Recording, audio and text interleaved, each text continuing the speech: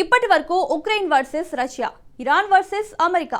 ఇప్పుడు Iran Russia versus Ukraine America NATO. Yes, Caspian సముద్రంలో ఉక్రెయిన్ జరిపిన దాడి తర్వాత సీన్ ఇలాగే మారిపోయింది.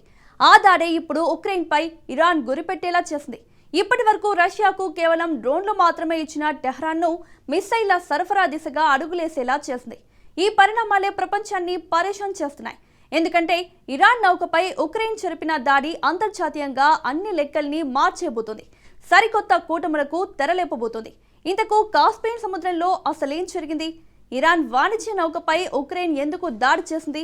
ఈ దాడి యుద్ధాన్ని ఎలా మలుపు తిప్పబోతోంది? Let's watch. ఉక్రెయిన్ టార్గెట్ గా రష్యా, ఇరాన్ ఏకమవుతున్నాయా? కాస్పియన్లో దాడి యుద్ధం రూపురేఖలు మార్చేస్తోందా? కాస్పియన్ కేరఫ్గా మారిపోతున్న యుద్ధ వ్యూహాలేంటి? ఇప్పటి వరకు నల్ల సముద్రం, తూర్పు యూరప్ సరిహద్దులకే పరిమితమైన రష్యా ఉక్రెయిన్ యుద్ధం ఇప్పుడు అనూహ్యంగా కాస్పియన్ సముద్రంలోకి విస్తరించింది. అంతర్జాతీయ జలాల్లో ప్రయాణిస్తున్న ఇరాన్ వాణిజ్య నౌకపై ఉక్రెయిన్ దాడి చేసింది. ఈ దాడిలో ఒక ఇరాన్ నావికుడు ప్రాణాలు కోల్పోగా మరొకరు తీవ్రంగా గాయపడ్డారు. ఈ దాడి అంతర్జాతీయంగా పెను సంచలనంగా మారింది. ఎందుకంటే ఈ దాడిని టెహ్రాన్ కేవలం ఒక నౌకపై జరిగిన దాడిగా చూడడం లేదు. ఇది నేరుగా ఇరాన్ సార్వభౌమాధికారానికి, దాని ఆర్థిక మూలాలకు ఉక్రెయిన్ విసిరిన ప్రత్యక్ష సవాలుగా పరిగణిస్తోంది. ఈ దాడిపై ఇరాన్ విదేశాంగ శాఖ అత్యంత తీవ్రమైన భాషలో స్పందించింది. తమ దేశ ప్రయోజనాలను కాపాడుకునేందుకు తమ సైనిక పరంగా ఎలాంటి కఠిన చర్యలకైనా వెనుకాడబోమని స్పష్టం చేసింది. తమ నౌకపై దాడికి పాల్పడిన ఉక్రెయిన్ ఎంతకెంతో అనుభవించాల్సి ఉంటుందని హెచ్చరించింది. మిడిల్ ఈస్ట్ లో ఇప్పటికే ఉద్రిక్తతలు పీక్ స్టేజికి చేరిన వేళ ఈ యుద్ధం మరింత విస్తరించి అంతర్జాతీయ సంక్షోభంగా మారకుండా ఉండాలంటే యూరోపియన్ దేశాలు వెంటనే జోక్యం చేసుకుని కీవ్ పాలకులను కట్టడి చేయాలని టెహ్రాన్ డిమాండ్ చేసింది. మరోవైపు ఇరాన్ చేస్తున్న హెచ్చరికల్ని ఉక్రెయిన్ ఏమాత్రం తేలిగ్గా తీసుకోవడం లేదు. రష్యా ఉక్రెయిన్ యుద్ధంతో తమకు ఎలాంటి సంబంధం లేదని ఇరాన్ పదే పదే చెప్తున్నప్పటికీ క్షేత్రస్థాయిలో వాస్తవాలు వేరేలా ఉన్నాయని జెలెన్స్కీ ఆరోపిస్తున్నాడు.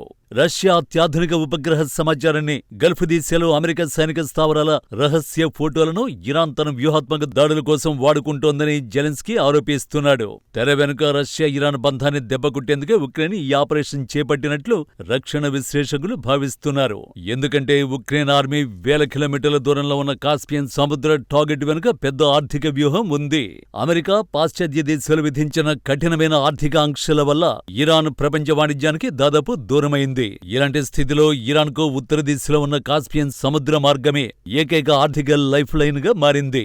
చైనా, రష్యాతో పాటు పలు ఆసియా దేశాల నుంచి కీలకమైన ముడి సరుకులు, సాంకేతికత, ఆయుధ విడిభాగాలు ఇరాన్కు చేరుకునేది ఈ సురక్షిత మార్గం ద్వారానే. ఇప్పుడు ఆ రూటుపై దాడి జరగడం అంటే ఇరాన్ ఆర్థిక వెన్నెముకపై కోలుకోలేని దెబ్బ కొట్టడమే. ఇప్పటి వరకు ఉక్రెయిన్ యుద్ధంలో ఇరాన్ పాత్ర కేవలం రష్యాకు షాహెద్ సూసైడ్ డ్రోన్లు సరఫరా చేయడానికే పరిమితమైంది. కానీ కాస్పియన్ సముద్రంలో తమ నావికుడు మరణించిన తర్వాత సీన్ పూర్తిగా మారిపోయింది. ఇరాన్ దృష్టి ఇప్పుడు నేరుగా ఉక్రెయిన్ పై పడింది. రష్యాకు కేవలం ఆయుధ సరఫరా చేసే దేశం కాకుండా తమపై జరిగిన దాడికి కీవ్ పాలకులపై స్వయంగా ప్రతీకారం తీర్చుకోవడానికి టెహ్రాన్ సిద్ధమవుతోందని ఇరాన్ పాలకుల హెచ్చరికలు చెబుతున్నాయి. ఇందుకోసం రష్యాకు డ్రోన్ల మద్దతు ఇవ్వడం అనే పాత ఆప్షన్ పక్కన పెట్టి నెక్స్ట్ లెవెల్ ప్లాన్స్ ను సిద్ధం చేస్తున్నట్టు నివేదికలు వస్తున్నాయి. అంతర్జాతీయ నివేదికల ప్రకారం ఇరాన్ ముందున్న మొదటి ఆప్షన్ రష్యాకు తన వద్ద ఉన్న క్షిపణుల్ని అందివ్వడం. ఇరాన్ స్వదేశీ సాంకేతికతతో తయారు చేసిన ఫతే 110, జోల్ఫాఘర్ వంటి క్లోజ్ రేంజ్ బ్యాలిస్టిక్ క్షిపణులను రష్యాకు భారీగా తరలించే అవకాశం ఉంది. ఉక్రెయిన్ వాడుతున్న పాశ్చాత్య వైమానిక రక్షణ వ్యవస్థల్ని కూడా ధ్వంసం చేయగల సామర్థ్యం ఈ గైడెడ్ క్షిపణులకు ఉందని చెబుతున్నారు. ఇరాన్ గనుక ఈ దిశగా నిర్ణయం తీసుకుంటే రష్యా సైన్యం ఉక్రెయిన్ నగరాలపై గతంలో ఎన్నడూ లేని విధంగా క్షిపణుల వర్షం కురిపించడం ఖాయం. మిలిటరీ దాడుల కంటే తక్కువ ఖర్చుతో ఎక్కువ నష్టం కలిగించేలా డిజిటల్ వార్ఫేర్ కు దిగడం ఇరాన్ ముందున్న రెండో ఆప్షన్. ప్రపంచంలోనే అత్యంత ప్రమాదకరమైన హ్యాకర్ గ్రూపులు, సైబర్ ఆర్మీ ఇరాన్ సొంతం. ఉక్రెయిన్ కి చెందిన కీలకమైన పవర్ గ్రిడ్లు, కీవ్ ప్రభుత్వ డేటాబేస్లు, మిలిటరీ కమ్యూనికేషన్ నెట్వర్క్లు, బ్యాంకింగ్ రంగాన్ని టార్గెట్ చేస్తూ ఇరాన్ భారీ సైబర్ దాడులకు తెగబడే అవకాశం ఉందంటున్నారు. దీనివల్ల వార్ జోన్లోకి నేరుగా వెళ్లకుండానే ఉక్రెయిన్ లోపలి నుంచి దెబ్బ కొట్టొచ్చు. కాస్పియన్ సముద్రంలో తమ నౌకపై జరిగిన దాడి వాడికి కంటికి కన్ను అనే రీతిలో ప్రతీకారం తీర్చుకోవాలని ఇరాన్ భావిస్తోంది. అంతర్జాతీయ జలాల్లో ముఖ్యంగా నల్ల సముద్రం లేదా మధ్యధరా సముద్రంలో ప్రయాణించే ఉక్రెయిన్ వాణిజ్య నౌకల్ని లేదా ఉక్రెయిన్కు మద్దతిచ్చే పాశ్చాత్య దేశాల కార్గో షిప్లను ఇరాన్ నేవీ నేరుగా టార్గెట్ చేయొచ్చని చెబుతున్నారు. ఒకవేళ నేరుగా రాలేకపోతే ఎర్ర సముద్రం, గల్ఫ్ ఆఫ్ ఏడెన్ ప్రాంతాల్లో తన ప్రాక్సీ గ్రూప్ హూతీ రెబెల్స్ ద్వారా ఉక్రెయిన్ ఆర్థిక సరఫరాలపై దాడులు చేయించి గ్లోబల్ ట్రేడ్ ను స్తంభింపజేసే అవకాశము లేకపోలేదు. అయితే ఇరాన్ ముందున్న అసలైన ప్లాన్ రష్యాకు సహాయం చేయడం కాదు, అమెరికాను దెబ్బకొట్టడం. ప్రస్తుతం మిడిల్ ఈస్ట్ లో ఇజ్రాయెల్, అమెరికాతో ఇరాన్ యుద్ధం చేస్తోంది.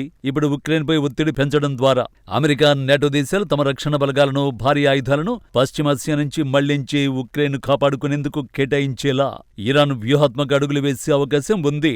పశ్చిమ దేశాల దృష్టిని పక్కదారి పట్టించి ఉక్రెయిన్ బార్డర్లో మరింత కల్లోలం సృష్టించడం ఇరాన్ ఎత్తుగడగా చెబుతున్నారు. రష్యా బలాన్ని వాడుకుంటూనే పాశ్చాత్య కూటమిని రెండు వేరువేరు యుద్ధ క్షేత్రాల్లో బిజీగా ఉంచి పశ్చిమాసియాలో తనపై ఒత్తిడి తగ్గించుకోవడమే టెహ్రాన్ పాలకుల అసలు ఇంటెన్షన్ అంటున్నారు. ఇక కాస్పియన్ సముద్రానికి బదులుగా గ్లోబల్ సముద్ర మార్గాల్లో ఉక్రెయిన్ ఆర్థిక మూలాలపై ఇండైరెక్ట్ షాడో వార్ ప్రకటించడం ఇరాన్ ముందున్న మరో ఆప్షన్. రష్యా ఆంక్షల నడుమ ఉక్రెయిన్ తన మనుగడ కోసం నమ్ముకున్న నల్ల సముద్రంలోని ప్రత్యామ్నాయ ధాన్యపు కారిడార్ను డిస్టర్బ్ చేయడంపై ఇరాన్ ఫోకస్ పెట్టే అవకాశం ఉంది.